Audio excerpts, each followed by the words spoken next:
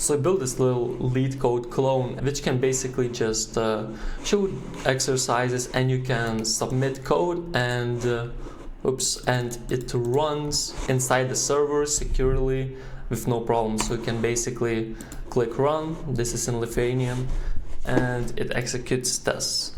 So what I will go over in this video is basically how to make this kind of secure so that no one can brick your machine, because there's quite a few things in play. So yeah, so a few security concerns that maybe is that an attacker can, so if you have some untrusted code and you have a server that directly executes the code, so if you just have this configuration, the attacker can do a lot of malicious stuff. So you can basically do rm-rf the root directory. You can basically access any file depending on the permissions, of course, but still you can do some port scanning of the network, so you can perhaps even find some more vulnerable devices. You can just have a while one loop, you can mine for crypto, of course. So what we want to do is we want to basically mitigate all these issues. The idea behind this is you have the untrusted code in here, but what you do is instead of just running them directly, so in this video we are going to do C++, we instead spin up Docker containers. So we have this Docker container, and it runs the code. And also, if you want to, if you have tests, you can basically spin up multiple Docker containers so that you basically have tests and all run in isolation. Okay, so I initialized the project. So first we are going to add controllers as service, and we are going to use controllers, map controllers, yes, here we go. So let's create a controllers directory, and let's have a code execution controller.cs. So public class code execution controller base. Okay, and let's create a HTTP post in here. Okay, we don't need to provide that. And let's create a public async task of action results, execute async. Okay, execute async. So now we need to add the DTOs, so the request and response objects. So let's start with the request. So code, let's do execute request, maybe, yes. And this is going to be, let's copy the namespace .dtos. So it's going to be a public class execute request. And okay, so let's start with a this is going to be a simple demo, so let's just have string and let's have code. Yes, equals string.empty, and let's make this required and allow empty strings to false also. So yes, and now let's also create execute response.cs, and it's going to be in also namespace. Let's just copy that, to be honest, and it's going to be a response. I will zoom in a bit also. Okay, it's going to be a response, and we are going to have okay, let's have a required string, which is going to be a std out, std in, I mean std error, so error, and also you can have integer, which is going to be a exit value, return, what's that, like exit code? Yes, exit code. So let's have that. Okay, don't need that. So okay, I'm going to have my logic inside the controller, but you would of course ideally have it on a service and separate everything out. So first, what we also want to do is we want to add the package for the Docker client. Okay, so let's go Docker .NET. Yes, this Docker.NET, and this is the .NET client. So this is the one. So yeah, and okay, so yes, this is the one. So I like doing this over the CLI, of course, especially because I am on WSL, which is Linux, because that's what I basically prefer. So you need to provide a project, code exec. Okay. And okay, so what we want to do is we want to register the Docker client inside the dependency injection container. So let's do builder.services.add singleton, and we are going to create new Docker client configuration and .create client. Yes.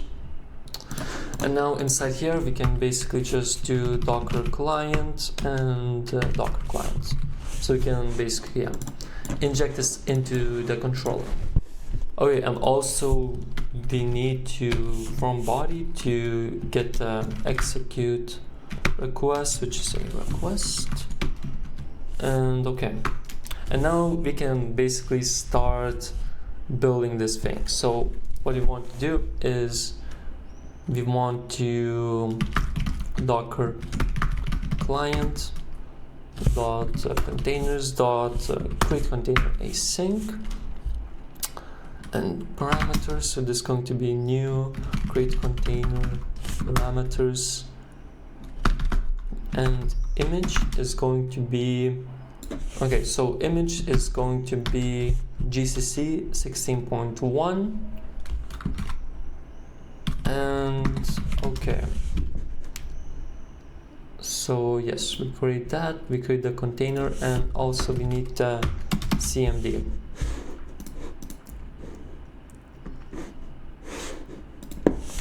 And for CMD we are just going to use the shell to this guy, and we are going to do tail. So we're going to do tail and do dev null. So this basically just keeps the container running, and yeah, so this command basically never finishes. Okay, so this is going to be a container. So I prefer explicit types, to be honest, like in cases like this. So yes, let's have that. Let's just add some indentation. Okay, so we have the container right now, and what we can do is we can now do await Docker client dot containers dot start container async. We can grab the container dot ID and yes, new container start parameters. And also in this one, we want to do network disable equals to true, because of course we don't want to allow these people to access the network. Okay, so we started the container now, and so what we now need to do is we want to now upload the code, the C++ code into the container. So it's kind of annoying because you need to do dot what's that? I think containers dot extract archive to container async. So you need to have a actual tar file to basically upload to the container. So it's really annoying, but that's what we have to do. So okay, so we will add a method private. We can add a private async task, upload file to container, string file name, string directory, and string content. Okay, so we have the upload file to container function. So what we want to have is a memory stream equals new. Or I prefer doing like this. Okay. Anyways, so we have the stream now. So what we want to do is we want to basically write your tar file. So we need to use using var writer equals new tar writer. And okay, so now we basically write to the stream. Okay, so I Google a bit for the leave open. So what we're going to do, I'm going to make this explicit. So for the format, we are going to use paths, and leave open basically just we set it to true. What it does is once the tar writer gets disposed, this underlying memory stream does not get disposed, basically does not get closed. So now we're going to use the writer to basically write entry async. And now what we need to do is we need to create a var entry equals new back entry, backstar entry. Yes, and let me just see the. Okay, so we have the. Let me see, tar entry type dot regular file, and entry name is going to be the file name. Yeah, and we also want to provide content. So it's data stream, and it's going to be content stream. So we need to have another stream, which is going to be the.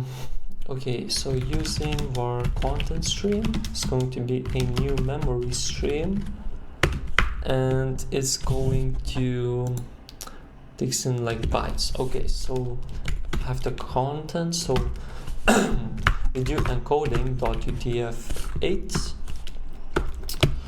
dot get bytes. Yes, content. And we have content stream like that. Wait, okay. Yes, so now we have the tar stream for the basically tar file. So now what we can do is we can do docker client dot what's that, containers dot extract archive to container async. And okay, so let's have a string container ID, and okay, container ID, and let's pass that, and then we have the parameters, and we have the stream. So yeah, we have the stream. I don't think we need anything for the parameters. Oh, we just need a path this directory. So we have upload file to container. So let's pass the container.id. We have the file name. Let's just declare the file name in the class properties. So it will have like this. So they will be constants. Then the, maybe code file name, code directory, and content is going to be request.code. Okay, so this will be private const code file name string. Let's do just main.cpp, and code directory is going to be, let's just do /app. Okay, so we have the code file name, we have the code directory. So now what we want to do is we want to compile the executable. So this will be a docker client.exec, .exec, and yes, it's going to be this one. I'm pretty sure. So create some, yes, so run say docker exec. Okay, so this is the one, and we have the container.id and parameters. So new this, and we have the cmd is going to be, okay, so we want to compile the file. So okay, we will have, I mean G++, sorry. So then we have the, okay, so this is going to be,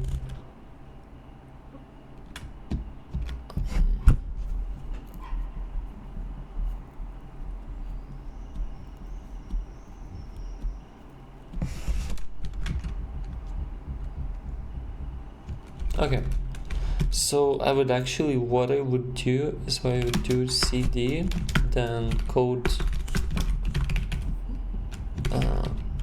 oh yeah, I can just do code directory, and then and we do G++, code file name, and then we provide the arguments. So first we want this to compile the libraries in a static way.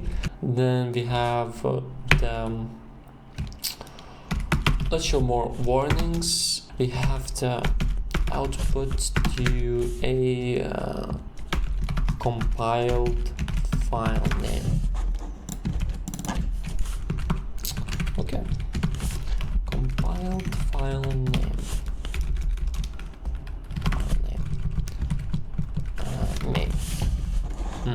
So let's await, and this returns a container exec response. So exec response is this.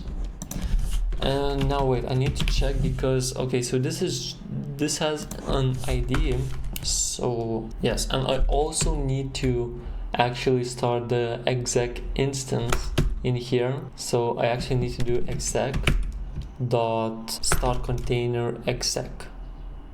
I think it's start and attach, so it runs, yeah, it returns a stream. Yeah, so we want to use this, and then we read the stream till the end. Yes, ID, and for false for this, and we can also pass a cancellation token. So cancellation token, and we should probably do this for like all methods, but yeah. Okay, so this returns a var exec stream, I mean memory stream, but let's just name it exec stream, and we want to basically read till the end. So read output to end async, and this returns a tuple of std out and std error. So let's have a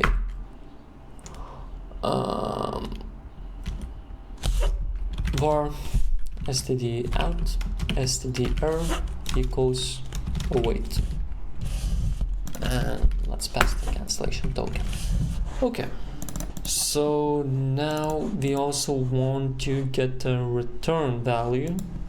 So Docker client, basically we want to check if the return value is a non-zero value, because then if so the compilation failed. So I prefer doing it like in a more explicit way. So we do inspect, and yes, so we passed what's that, exec response.id and cancellation token. Okay, so this is going to be var inspect result. So we get container inspect response, and this has exit code. Okay, I can just get so the int, I think it's going to be a long let's see, compilation exit code is going to be equal to the inspect result dot exit code. Yeah, so this is going to be a long. Okay, now I'm thinking we're going to basically doing this exec multiple times, so it would actually be easier if we had a separate method for execute command, and yeah, basically to reduce the code. So we have the container ID, and then we have the I read only list of string, which is going to be commands. And yes, so the return value is actually going to be a, let's have a record execute command result, and this will have a long exit code, a string std out and string std error. Okay, you can have it as a class. I prefer records for cases like these. So let's just do that. And we can basically copy paste this part like right here. And we also need a cancellation token.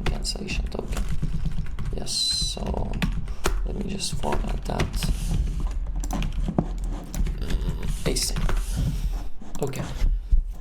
So container ID. So what we're going to return is a new execute command result, and it's going to be compilation exit, just exit code, std out, std error, and of course we want to cmd to be commands. Okay, this on iList. This should work. So now what we do is basically we will replace this whole part with just execute command async, and we have the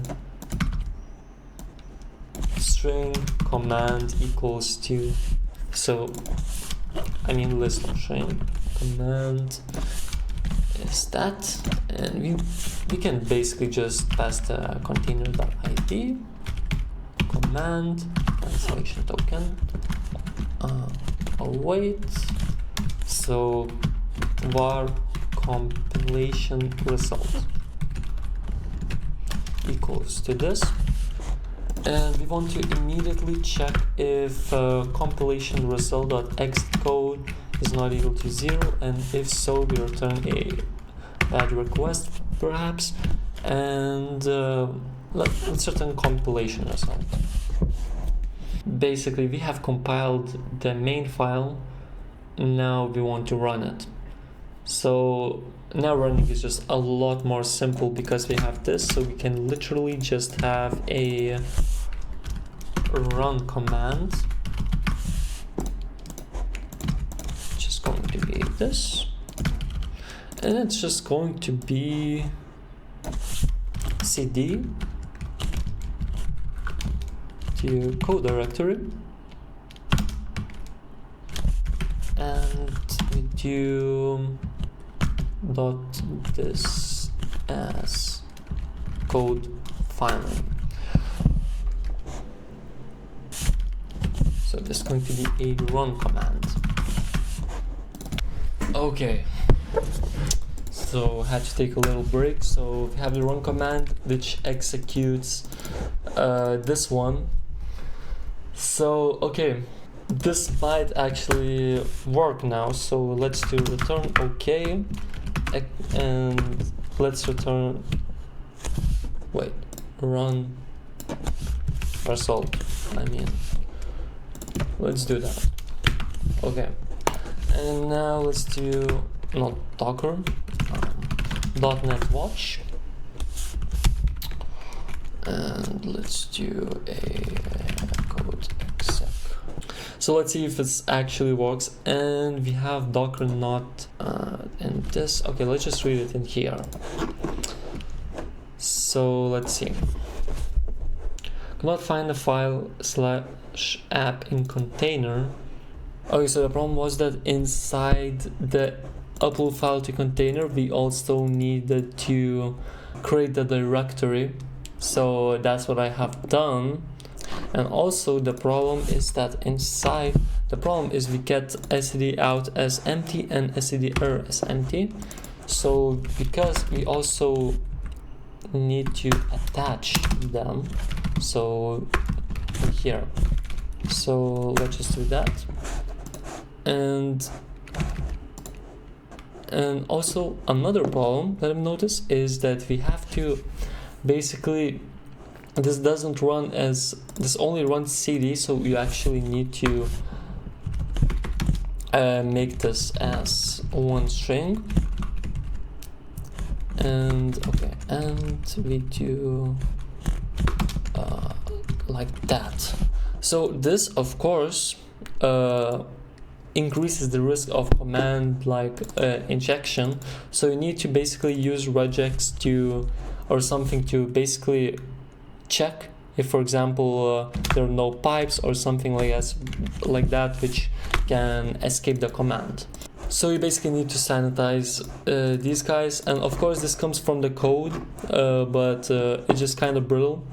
This is just an example of how to do the whole running of code, but of course you want to protect against command injection too.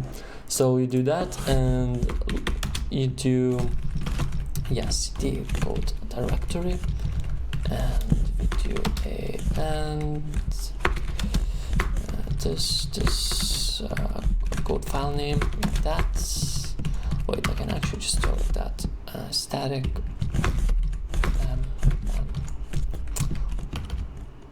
Okay, I think.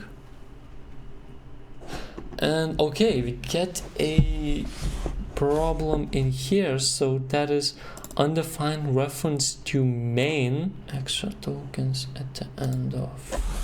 Okay, we can just do a new line. Or wait, do I have to do like that? And we have this error which is permission denied because we're trying to run main.cpp. So we actually need to run this guy right here, compiled file name, which is just main. And here we go.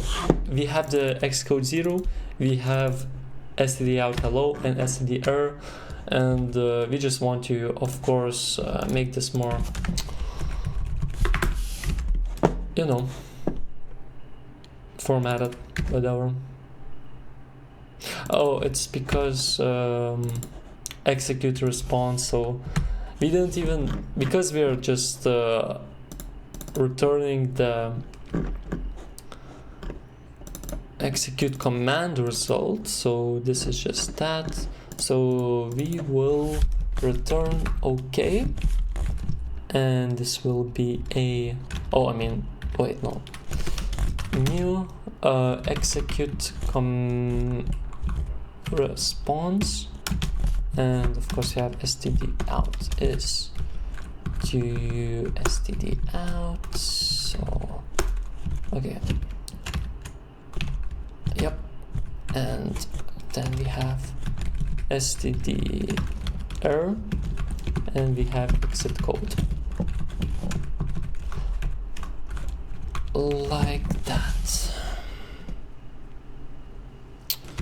And exit code should be long, yes. So this becomes long, and the problem is also with std error. So that is because we have, yeah, so we're just have to do it like that. And yeah, so we return okay in here. So I prefer still using response objects. So you do that, and you do execute response, and yeah, we just do like that, like that. And here we go. So 1 second.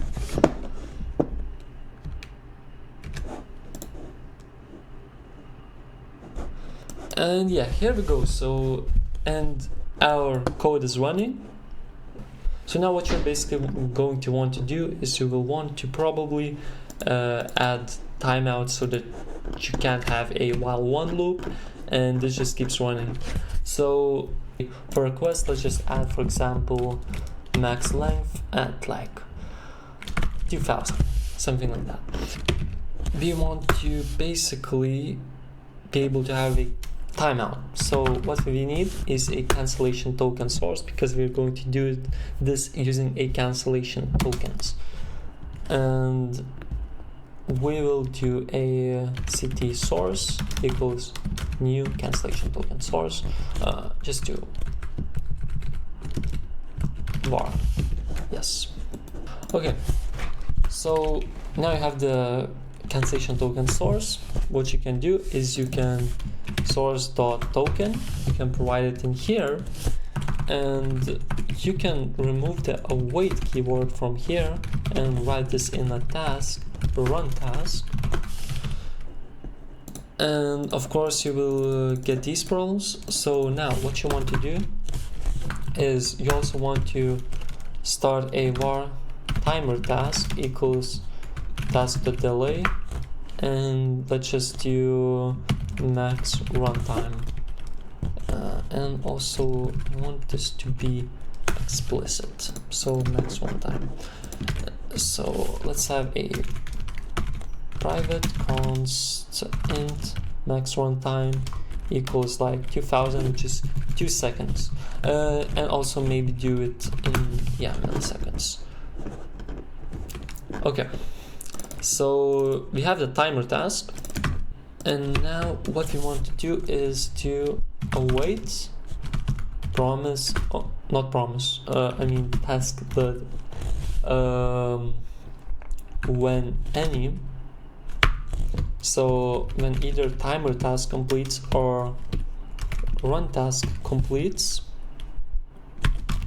and we want to check if timer task dot status is equal to task status dot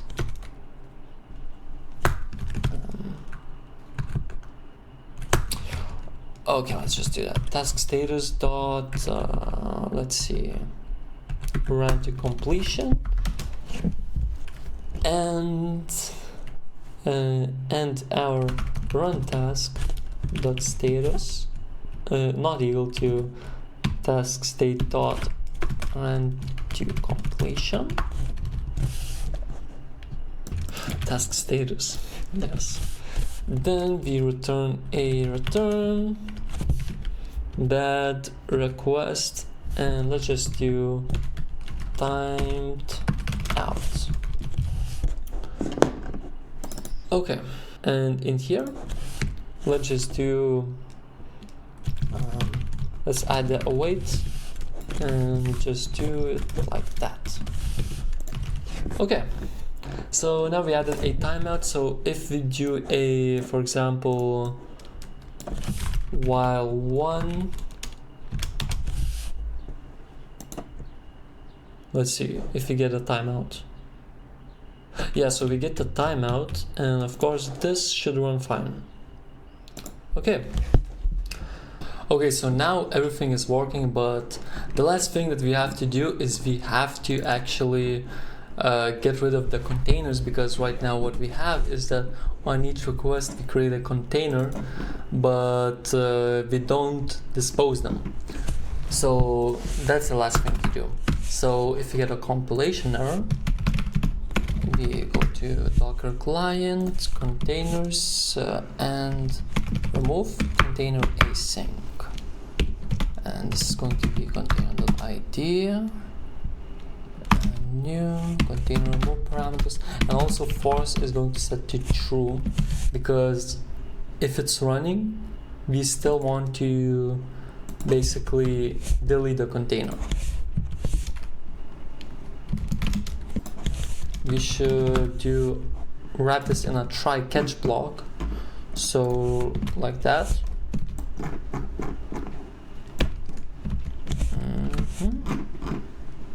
So we also kill the container here. This is like pretty basic setup. You would want to have a more of a probably like a better architecture, but this is just of course a demo.